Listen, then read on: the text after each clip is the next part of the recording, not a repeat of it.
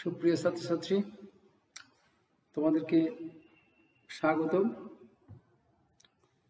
তোমরা সবাই আশা করি সকলে সুস্থ আছো, ভালো আছো। তোমাদের পারিবারিক সুস্থতা কামনা করছি আমি। তো তোমাদের আমি বিগত ক্লাসগুলোতে মূলত কার্বক্সিলিক অ্যাসিড, অ্যালডিহাইড, অ্যালকোহল এগুলো সংক্রান্ত দু একটি রাসায়নিক বিক্রিয়া পড়িয়েছিলাম এবং সে সংক্রান্ত বিষয় নিয়ে বিস্তারিত পড়িয়েছি আমি। আমার যেটা মনে হয় 3টা ক্লাসে পড়িয়েছি। আমরা এর পরবর্তীতে ওই সংক্রান্ত দু একটি সৃজনশীল প্রশ্ন করাবো। আজকে আমি তোমাদেরকে নতুন একটা জিনিস এই অধ্যায়ের শেষ প্রান্তের, সেটা হচ্ছে পলিমার। আমি আজকে তোমাদেরকে পলিমার নিয়ে পড়াবো। তো পলিমার নিয়ে পড়তে গিয়ে আমাদের যে জিনিসটির প্রয়োজন হবে, প্রথমেই পলিমারকরণ বিক্রিয়া। আমি একটু বলি প্রথমে, এই আমাদের মানে পলিমারের যে প্রয়োজনীয়তা একটু করে বলে রাখি। আমাদের যে পরিধেয় বস্ত্র, যেমন আমি যে কাপড় পরলাম, এগুলো প্রকৃতপক্ষে এক ধরনের পলিমার যৌগ। আমরা যে সমস্ত প্লাস্টিক সামগ্রী ব্যবহার করি, এগুলো এক ধরনের পলিমার যৌগ। প্লাস্টিক সামগ্রী এখন তুমি যেদিকেই চোখ খুললেই প্লাস্টিক সামগ্রী তোমার চোখে পড়বে এবং এগুলো এক ধরনের পলিমার। তো আমি তোমাদেরকে পলিমার যৌগের সংজ্ঞা প্রথম বলি। দেখো, তুমি যদি বলে দাও যে বিক্রিয়ায় কোনো পদার্থের অসংখ্য ক্ষুদ্র অণু পরস্পর যুক্ত হয়ে বৃহৎ অণু গঠন করে, সে বিক্রিয়াকে পলিমারকরণ বিক্রিয়া বলে, তাতে আমি ভুল করতে পারবো না। কিন্তু আমার কাছে সংজ্ঞাটি একটু অপূর্ণ মনে হবে। কেন? পলিমারকরণ বিক্রিয়ায় সাধারণত উচ্চ তাপমাত্রা এবং চাপে পলিমারকরণ বিক্রিয়াগুলো সংঘটিত হয়। সেই জন্য আমরা যেহেতু জিনিসটা জানি, প্রথমেই উচ্চ তাপমাত্রা এবং চাপে যে বিক্রিয়ায় কোনো পদার্থের অসংখ্য ক্ষুদ্র অণু পরস্পর যুক্ত হয়ে বৃহৎ অণু গঠন করে, সেই বিক্রিয়াকে পলিমারকরণ বিক্রিয়া বলে। তো তোমরা প্রিয় ছাত্রছাত্রী, আমি লিখে দিয়েছি বোর্ডে, এই সংজ্ঞাটি করবে। প্রথম, পলিমারকরণ বিক্রিয়া কাকে বলে। তারপর এখানে দুইটা জিনিস আসবে, একটা হচ্ছে মনোমার অণু আর একটা হচ্ছে পলিমার অণু। বলতে হবে পলিমারকরণ বিক্রিয়া, তোমরা একটু খাতায় লিখে নাও আমার সাথে সাথে। পলিমারকরণ বিক্রিয়ায় অসংখ্য ক্ষুদ্র অণুকে, পলিমারকরণ বিক্রিয়ায় অসংখ্য ক্ষুদ্র অণুসমূহকে মনোমার অণু বলা হয়। আমি আবার বলি, পলিমারকরণ বিক্রিয়ায় অসংখ্য ক্ষুদ্র অণুগুলোকে মনোমার বলা হয় বা মনোমার অণু বলা হয়। আর পলিমারকরণ বিক্রিয়ায় অসংখ্য ক্ষুদ্র অণু পরস্পর যুক্ত হয়ে যে বৃহৎ অণু গঠন করে, তাকে বলা হবে পলিমার অণু। আমি আবার বলি, পলিমারকরণ বিক্রিয়ায় অসংখ্য যে ক্ষুদ্র অণু পরস্পর যুক্ত হয়ে বৃহৎ অণু গঠন করে, সেই বৃহৎ অণুকে বলা হবে পলিমার অণু। বলে দিচ্ছি আমি, পরীক্ষায় অনেক সময় এমসিকিউ এতে জ্ঞানমূলক প্রশ্নে মনোমার কে আসলো, দেখা গেলো তুমি পুরো সৃজনশীল প্রশ্নটি লিখতে পারছো কিন্তু মনোমারের সংজ্ঞা জানবো। সেই জন্য আমি শুধু বই পড়তে যেখানেই থাকলে এখন দেখবে শুধু পলিমার আছে, যে পলিমার বিক্রিয়া কাকে বলে এটা পড়ে গেলে, কিন্তু এখানে যে মনোমার অণু, পলিমার অণুর সংজ্ঞা, এই সংজ্ঞা পড়ে যাওনি, দেখবে যে এতে জ্ঞানমূলক প্রশ্নে এটা পারো না। তো যাই হোক, মনোমার কাকে বলে, পলিমার অণু কাকে বলে বললাম। তো এখানে আরেকটি গুরুত্বপূর্ণ এক্সাম্পল আমি দিই তোমাদেরকে। যেমন পলিমারের এক্সাম্পলে আমরা দেখো বাস্তবে সেলুলোজ, স্টার্চ, প্রোটিন, এই 3টা আমরা পলিমারের এক্সাম্পল দিলাম। তো আমি এক্সাম্পল দিলে তোমরা বুঝবে না, তার সাথে আমি সেলুলোজ কোথায় থাকে। দেখো, সেলুলোজ থাকে কাঠে। এই যে আমরা যে কাঠ দেখি, কাঠের বাকলের নিচের অংশে থাকে মূলত সেলুলোজ। ঘাস বা তৃণের মধ্যে সেলুলোজ থাকে। সেই জন্য আমরা বলি, অর্থাৎ তৃণভোজী প্রাণী যেমন গরু, ছাগল, এদের খাদ্য হচ্ছে সেলুলোজ, আর স্টার্চ জাতীয় খাদ্য হচ্ছে মানুষের। মানুষও স্টার্চ জাতীয় খাবার খেয়ে মূলত মানুষ বাঁচে। এই স্টার্চ জাতীয় খাবারের মধ্যে এখন আমাদের প্রধান খাদ্য হচ্ছে ভাত, চাউল থেকে আসবে। চাউল, গম, আলু, ভুট্টা ইত্যাদি সবগুলোতে থাকে স্টার্চ। তাহলে এই স্টার্চ এক ধরনের পলিমার। এই পলিমার জাতীয় খাবার খেয়ে আমরা বেঁচে থাকি। তো এখানে একটা সুন্দর প্রশ্ন আছে, মানুষ যেমন ধরো মানুষ ঘাসকে হজম করতে পারে না, কিন্তু ছাগল গরু ঘাসকে হজম করতে পারে কেন? তো এখানে এই প্রশ্নটির উত্তর হচ্ছে এরকম, আমি একটু করে বলি, তোমাদের আসলে এটা অত ডিটেলস এটা জানার দরকার নেই, তারপরে একটু করে বলি আমি। সেলুলোজ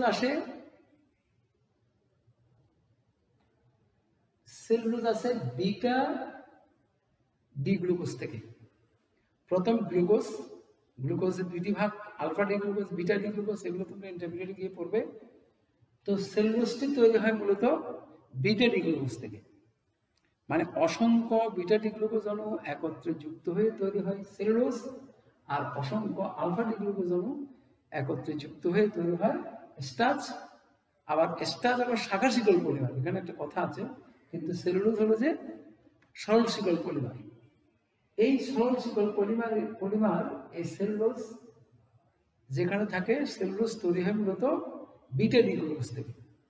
অর্থাৎ মানুষের অন্ত্র থেকে যে এনজাইম নিঃসৃত হয়, মানুষের অন্ত্র থেকে যে এনজাইম, এটা বায়োলজিক্যাল সিস্টেম, মানুষের অন্ত্র থেকে যে এনজাইম নিঃসৃত হয় তা সেলুলোজের বিটা গ্লাইকোসাইড বন্ধন ভাঙতে পারে না। সেই জন্য মানুষ ঘাসকে হজম করতে পারে। কিন্তু দেখো, স্টার্চ কিন্তু শাখা শিকল পলিমার, এটা সরল শিকল পলিমার না। আর স্টার্চ তৈরি হয় আলফা ডি গ্লুকোজ থেকে। আর মানুষের অন্ত্র থেকে যে এনজাইম নিঃসৃত হয় শাখা শিকল পলিমার, অর্থাৎ একটা বৃহৎ পলিমার। বৃহৎ পলিমারের আলফা ডি গ্লুকোজ মানে আলফা গ্লাইকোসাইড বন্ধন মানুষের অন্ত্র থেকে যে এনজাইম নিঃসৃত হয় তা ভাঙতে পারে, এটা ভাঙতে পারে। তাই মানুষের খাদ্য হচ্ছে স্টার্চ, আর ছাগল গরুর খাদ্য হচ্ছে ঘাস। অর্থাৎ ছাগল গরুর এনজাইম থেকে যে এই এনজাইম, ছাগল গরুর অন্ত্র থেকে যে এনজাইম নিঃসৃত হবে তা বিটা গ্লাইকোসাইড বন্ধন ভাঙতে পারবে। যাই হোক, এটা আমি প্রসঙ্গ আসছি যে বললাম। এরপরে আমরা প্রোটিন, দেখো বর্তমান সময়ে এই করোনার প্রাদুর্ভাবে ডাক্তাররা বলছে বা যে কোনো বিশেষজ্ঞরা বলছে আমাদের শরীরে ইমিউনিটি সৃষ্টি করার জন্য। ইমিউনিটি সৃষ্টি করা মানে কি? শরীরে রোগ প্রতিরোধ ক্ষমতা বৃদ্ধি করা। এই প্রোটিনের একটি কাজ হচ্ছে শরীরে রোগ প্রতিরোধ ক্ষমতা সৃষ্টি করা, মানে অ্যান্টিবডি সৃষ্টি করা। এই যে অ্যান্টিবডির কথা বলা হচ্ছে, অ্যান্টিবডি সৃষ্টি করা। এই অ্যান্টিবডি সৃষ্টি করতে আমাদের প্রোটিন প্রয়োজন হয়, আর এই প্রোটিন পাবো থেকে, দেখো আমি বলি মাছ, মাংস, ডিম, আমি শুধু এখানে মসুর ডাল লিখলাম। মসুর ডাল থেকে একটু বেশি প্রোটিন পাওয়া যায়, অন্যান্য ডাল থেকেও প্রোটিন পাওয়া যায়, ওটা হচ্ছে উদ্ভিজ্জ প্রোটিন। তো প্রাণীজ প্রোটিন মাছ, মাংস, ডিম, তার মধ্যে স্পেশালি বলি যেমন ইলিশ মাছ, গরুর মাংস এবং যে কোনো উপরের খাসির মাংস, এগুলোতে প্রোটিন একটু বেশি পাওয়া যায়। তো আবার বয়স্ক যারা, তারা এই সমস্ত খাবারগুলো খাওয়ার সময় খুবই হুঁশিয়ার, তাদেরকে একটু কেয়ারফুলি চলতে হবে। তবে যারা মানে কম বয়স্ক, যেমন 9-10 আমাদের ছাত্র যারা, তারা ইচ্ছে মতো এই খাবারগুলো খেতে পারবে এবং তাদের শরীরে খুব দ্রুত অ্যান্টিবডি তৈরি হবে, সেজন্য তাদের ভয়ের কারণ কম, করোনা ভীতির জন্য তাদের ভয়ের কারণ কম। তারপর আমি তোমাদেরকে বলবো, এই পরিবর্তিত পরিস্থিতিতে তোমরা ঘরের বাইরে যাবে না, ঘরে থেকেই পড়ালেখা করবে এবং ভালো মতো পড়ালেখার সাথে সাথে তুমি ফ্যামিলির যে কিছু কাজ থাকে এগুলো করবে, আর সাথে তোমার খাবার দাবারের প্রতি খুব সতর্ক থাকবে এবং ভালো খেতে হবে। খেয়ে তোমার শরীরে একটা অ্যান্টিবডি তৈরি করতে হবে, তোমার শরীর না, তোমার পরিবারে যারা আছে সবার শরীরে যদি অ্যান্টিবডি তৈরি করা যায় তাহলে এই করোনা থেকে আমরা রক্ষা পেতে পারি। তো এই বিষয়ে আমি আর বলতে চাচ্ছি না। তো এখানে মূলত পরিবারের 3টে এক্সাম্পল, একটা সেলুলোজ, একটা স্টার্চ, একটা প্রোটিন। এই প্রোটিন নিয়ে আমি একটু করে বললাম। প্রোটিন নিয়ে পরবর্তীতে উচ্চ মাধ্যমিক ক্লাসগুলোতে যখন উচ্চ মাধ্যমিক ক্লাসে যখন যাবে তখন আমি এই বিষয়ে অনেক ডিটেলস তোমাদের পড়াবো। তো এইখানে আরেকটা জিনিস রইল পলিমারের শ্রেণী বিভাগ। পলিমার মূলত দুই ভাগে বিভক্ত, সংযোজন পলিমার আর একটা হচ্ছে ঘনীভবন পলিমার। এইখানে আমরা দেখো প্রথমে সংযোজন পলিমার, একদম সোজা কথা। সংযোজন পলিমার হচ্ছে যে পলিমারকরণ বিক্রিয়ায় মনোমারণু সরাসরি যুক্ত হয়ে দীর্ঘ শিকল গঠন করে, মনোমারণু সরাসরি যুক্ত হয়ে দীর্ঘ শিকল গঠন করে, তাকে বলা হবে সংযোজন পলিমার। অর্থাৎ অসংখ্য উচ্চ তাপমাত্রা চাপে অসংখ্য ক্ষুদ্র অণু পরস্পর যুক্ত হয়ে যে পলিমার অণু সৃষ্টি করে তাকে বলা হবে সংযোজন পলিমার বা সংযোজন পলিমারকরণ বিক্রিয়া বা সংযোজন পলিমার। কিন্তু এইখানে একটু কথা আছে, ঘনীভবন পলিমারকরণ বিক্রিয়া বা ঘনীভবন পলিমারের ব্যাপারটা একটু ভিন্ন। সেটি কিরকম? যে পলিমারকরণ বিক্রিয়ায় মনোমারণু যুক্ত হওয়ার সময়, একটু খেয়াল করতে হবে, মনোমারণু যুক্ত হওয়ার সময় ক্ষুদ্র ক্ষুদ্র অণু, পানি, কার্বন ডাইঅক্সাইড ইত্যাদি অপসারণ হয়। অর্থাৎ পলিমারকরণ বিক্রিয়া হবে, ঠিক আছে, অসংখ্য মনোমার যুক্ত হবে, কিন্তু মনোমারণু যুক্ত হওয়ার সময় ক্ষুদ্র ক্ষুদ্র পানি অণু বা কার্বন ডাইঅক্সাইড অণু বের হয়, তখন সেই বিক্রিয়াগুলোকে বলা হবে তোমার ঘনীভবন পলিমারকরণ। তো আমি প্রথমেই তোমাদের এই সংযোজন পলিমারকরণের দুই একটি রাসায়নিক বিক্রিয়া দেখাবো, একটু পরে। প্রিয় ছাত্রছাত্রী, একটু খেয়াল করো, আমরা পলিমারকরণের দুইটা প্রক্রিয়া, পলিমারকরণের দুইটা ভাগ করেছিলাম। এক হচ্ছে সংযোজন পলিমারকরণ বিক্রিয়া, আর হচ্ছে ঘনীভবন পলিমারকরণ। এই সংযোজন পলিমারকরণ প্রক্রিয়া আমরা এই তিনটি যৌগ প্রস্তুত করতে পারি। দেখো, একটি হচ্ছে পলিথিন, পলিথিন প্রস্তুতি। আমাদের বাংলাদেশে এখন দেখবা যে শপিং ব্যাগ যেগুলো হাতে নিয়ে যায় বিশেষ করে, বা যে কোনো তরি তরকারি, মাছ বা ইত্যাদি বাজার করতে গেলে যে ব্যাগগুলো দেয়, সেই ব্যাগগুলো প্রকৃতপক্ষে পলিথিন। এবং এগুলোই পলিথিনের আবার অনেক ধরনের ভাগ আছে। যাই হোক, এই প্লাস্টিক জাতীয় এই পদার্থগুলোই মূলত পলিথিন। এই পলিথিনের মধ্যে দেখো, প্রথমে ইথিনকে 1000 অ্যাটমসফিয়ার চাপে 200 ডিগ্রি সেন্টিগ্রেড তাপমাত্রায় সামান্য অক্সিজেন সহ উত্তপ্ত করলে, প্রথমেই খেয়াল করতে হবে, আমি পলিমারকরণ বিক্রিয়া এই জন্যই বলেছিলাম উচ্চ তাপমাত্রা এবং চাপে। এখানেও দেখেছি উচ্চ তাপমাত্রা একটা চাপ থাকবে, সামান্য অক্সিজেন প্রবাহের উপস্থিতিতে অসংখ্য ইথিন অণু পরস্পর সংযোজিত হয়ে এই যে পলিথিন নামক পলিমার উৎপন্ন হয়। তাহলে পলিথিন প্রস্তুতির এই বিক্রিয়াটি লিখবো আমরা, সাথে বর্ণনায় কি লিখবো আমি আবার একটু করে বলি, তোমরা লিখে নিবে খাতায়। 1000 অ্যাটমসফিয়ার চাপে 200 ডিগ্রি সেন্টিগ্রেড তাপমাত্রায় সামান্য অক্সিজেন প্রবাহের উপস্থিতিতে অসংখ্য ইথিন অণু পরস্পর সংযোজিত হয়ে পলিথিন নামক পলিমার বা পলিথিন পলিমার গঠিত হয় বা পলিথিন গঠিত হয়।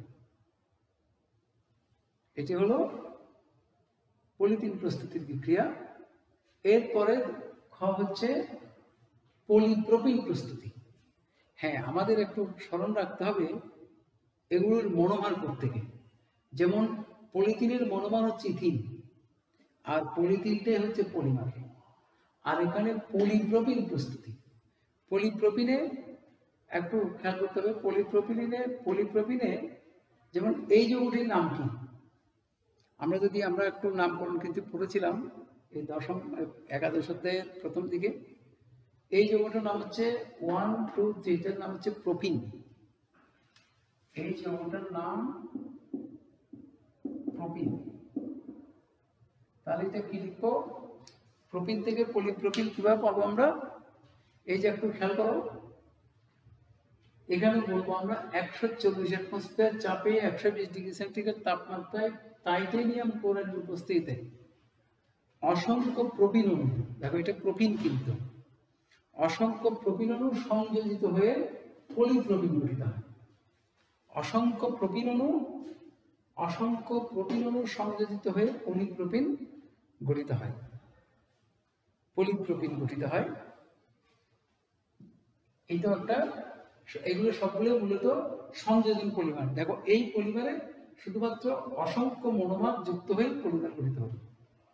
যে পলিমারকরণ বিক্রিয়ায় অসংখ্য ক্ষুদ্র মনোমার একত্রে যুক্ত হয়ে পলিমার গঠন করে তাকে বলা হবে, বা সেই বিক্রিয়াগুলিকে বলা হবে সংযোজন পলিমারকরণ বিক্রিয়া। তো এগুলো সবগুলোই মূলত সংযোজন পলিমারকরণ বিক্রিয়া।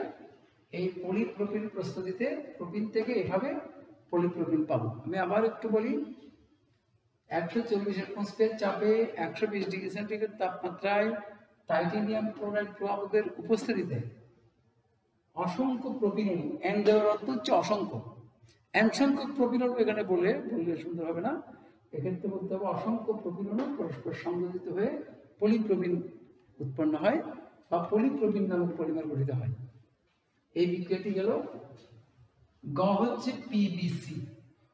পিভিসি মানে হচ্ছে পলিভিনাইল ক্লোরাইড। এটা একটা অ্যাব্রিভিয়েশন, অ্যাব্রিভিয়েট ওয়ার্ড, ভিনাইল ক্লোরাইড।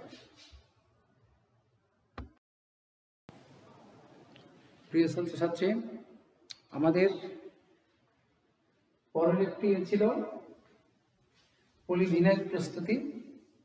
এইটাও তোমার সংযোজন পলিমারকরণের একটি এক্সাম্পল ছিল।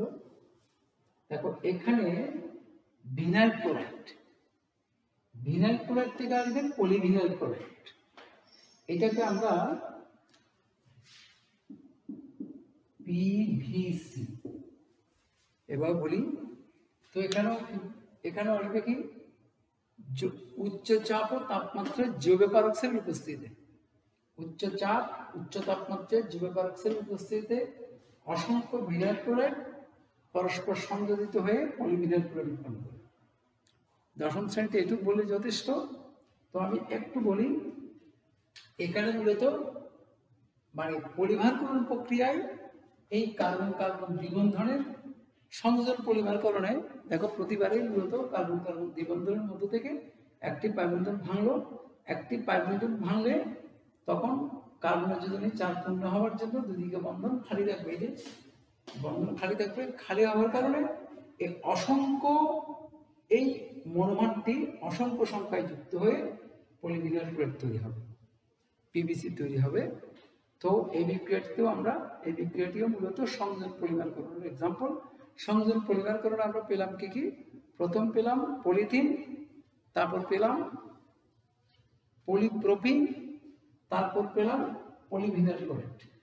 এই তিনটি যৌগ পেলাম আমরা। পরবর্তী একটা ক্লাসে এগুলোর এক্সাম্পল, এগুলো কি কাজে ব্যবহৃত হয় একটু বলা যায়। যেমন পিভিসি, পলিভিনাইল ক্লোরাইড, এটা যে কোনো বিল্ডিং তৈরিতে সুয়ারেজ লাইন, অর্থাৎ পানি যাওয়ার জন্য বা ময়লা আবর্জনা যাওয়ার জন্য যে ইয়েগুলো, যে পাইপগুলো ব্যবহার করা হয়, এই পাইপগুলো মূলত পিভিসি পাইপ। তো এখানে আমরা মূলত ব্যবহার করলাম। এর পরবর্তীতে দেখো একটু করে আমি পড়ায় একটা জিনিস, এই পলিমারের দ্বিতীয় প্রক্রিয়াটি হচ্ছে ঘনীভবন পলিমারকরণ। আমি একটা বিক্রিয়া এখানে পূর্বে লিখে রেখেছি। ঘনীভবন পলিমারকরণ প্রক্রিয়ায় আমরা নাইলন 6 উৎপাদন করতে পারি। নাইলন 6 অর্থাৎ নাইলন একটি শক্ত রজ্জু। এটা বিশেষ করে জাহাজ, মানে জাহাজ যেখানে নোঙর করে সেখানে জাহাজকে শক্ত করে ধরে রাখার জন্য যে রজ্জুটা, মোটা রজ্জুটা ব্যবহার করা, এটা মূলত নাইলন। এবং এখানে নাইলনের রশি থাকবে, নাইলন রশি দিয়ে বন্ধ করবো, বেঁধে রাখা হয়। তো এখানে এছাড়া নাইলনের ক্ষুদ্র ক্ষুদ্র যে ইয়েগুলো, কি বলবো, ক্ষুদ্র ক্ষুদ্র আঁশগুলো, এগুলো আবার বিভিন্ন কাজে ব্যবহার করা হয়। তো এখানে নাইলনের একটা ব্যবহার আমি বললাম, নাইলনের আরো প্রচুর ব্যবহার আছে। তো নাইলন আমরা প্রস্তুত করবো কিভাবে? বইতে জিনিসটা ভুল আছে, আমি বলি। এখানে অ্যাডিপিক অ্যাসিডের জায়গায় লিখছে হেক্সামিথিলিন ডায়ামিন, আর হেক্সামিথিলিন ডায়ামিনের জায়গায় লেখা হয়েছে অ্যাডিপিক অ্যাসিড। তো প্রকৃতপক্ষে এটাই হচ্ছে অ্যাডিপিক অ্যাসিড। অ্যাডিপিক অ্যাসিড হচ্ছে ডায়োইক অ্যাসিড, অর্থাৎ সিরাউর এইসমূল দুটি। তো আমি তোমাদেরকে একটু করে খেয়াল করো, জৈব যৌগ পড়ানোর সময় যেখানে তোমাদের পড়িয়েছিলাম কার্বক্সিলিক অ্যাসিড, সেখানে একটু করে দেখো দুটি সিরাউর এইসমূল যুক্ত একটা যৌগ পড়িয়েছিলাম, সেটার নাম বলেছিলাম কি? অক্সালিক অ্যাসিড বা ইথেন ডায়োইক অ্যাসিড। এটার নাম কি হবে? Adipic acid. এই নামটা হচ্ছে ট্রিভিয়াল নাম, মানে প্রচলিত নাম। কিন্তু ইবেক নাম কি হবে? ইবেক নাম হবে 1 2 3 4 5 6 মূল কার্বন 6টি হলে কি হবে হেক্সেন, আর COOH মূলক দুটি বিদায় হেক্সান ডাইউইক অ্যাসিড। এটা ইফেক্ট নামটি হবে হেক্সান ডাইউইক অ্যাসিড।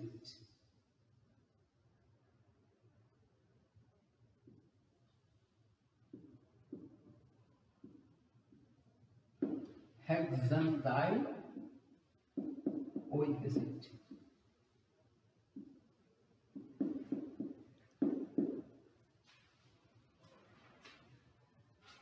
এটা ইফেক্ট নাম।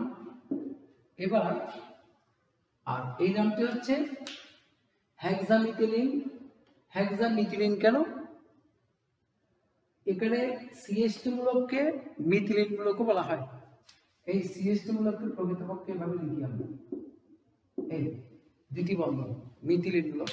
এখানে 6টি মিথাইল মূলক হেক্সামিথিলিন, ডাইএমিন, এই দুইটা মিথাইল মূলকের জন্য দুইটা এমিনো মূলক হেক্সামিথিলিন ডাইএমিন, বা এটা ইউরোট্রোফিন বলা হয় এটাকে। যে যাই হোক, হেক্সামিথিলিন ডাইএমিন, এই হেক্সামিথিলিন ডাইএমিন এবং অ্যাডিপিক অ্যাসিড এদের অসংখ্য অণু টাইটেনিয়াম অক্সাইড প্রভাবক উপস্থিতিতে উত্তপ্ত করলে এখানে এটাকে ঘনীভবন পলিমার করে, এই জন্য বলা হচ্ছে এখান থেকে n সংখ্যক পানির অণু অপসারিত হয়ে নাইলন 6,6 নামক পলিমার গঠিত হবে। তো আমি আরেকটু ডিটেইলস বুঝাই তোমাদেরকে।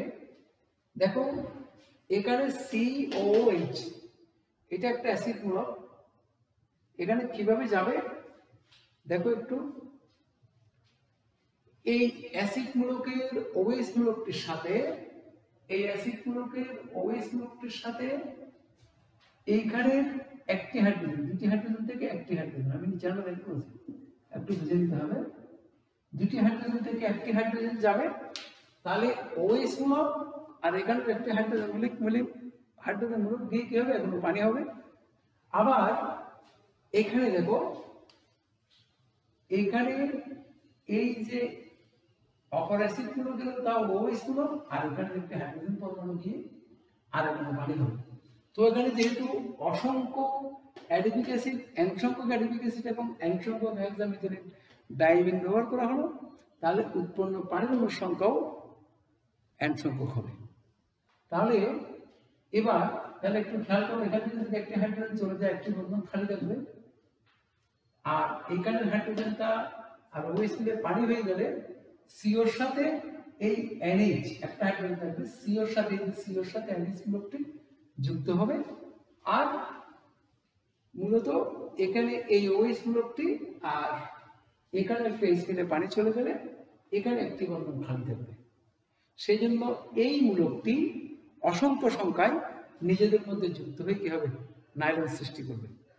তো প্রিয় ছাত্রছাত্রী, আমার মনে হয় তোমরা, আমি বলি জিনিসটা দশম শ্রেণীর জন্য আসলে একটু কঠিন বিষয়। এই সংকেত দুটি মনে রাখার একটু কষ্ট আছে। তো তোমরা 2-3 বার করে এটা লেখার চেষ্টা করবে, কয়েকবার লিখে প্র্যাকটিস করলে আমার মনে হয় এসে যাবে। তো এটা অ্যাডিপিক অ্যাসিডের সংকেত লেখার সময় একটু খেয়াল করবে। আমি ওই জন্য ডাইউইক অ্যাসিড একটা পড়িয়েছিলাম আগে, মানে অক্সালিক অ্যাসিড পড়িয়েছিলাম, ডাইউইক অ্যাসিড, আর এখানে অ্যাডিপিক অ্যাসিড পড়াচ্ছি। এখানে মূলত এটা হেক্সান ডাইউইক অ্যাসিড এটা, আর তার সাথে হেক্সামিথিলিন ডাইএমিন। আমি বলে দিচ্ছি হেক্সামিথিলিন কেন, এই CH2 মূলককে বলা হয় মিথিলিন মূলক, এটা 6টা, সেজন্য হেক্সামিথিলিন। ডাইএমিন কেন, এমিনো মূলক দুইটা দেখা, NH2 দিতে।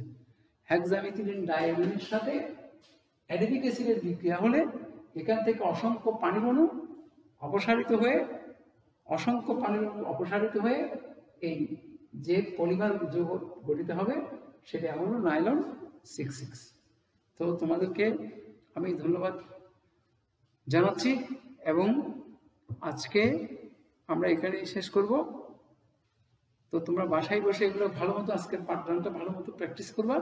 তোমাদের আগামী দিন আমি দেখি এই সংক্রান্ত বা তার পূর্বে একটা সৃজনশীল প্রশ্ন করার চেষ্টা করব। তো সবাইকে অসংখ্য ধন্যবাদ, তোমাদেরকে আজকে এখানেই শেষ করলাম।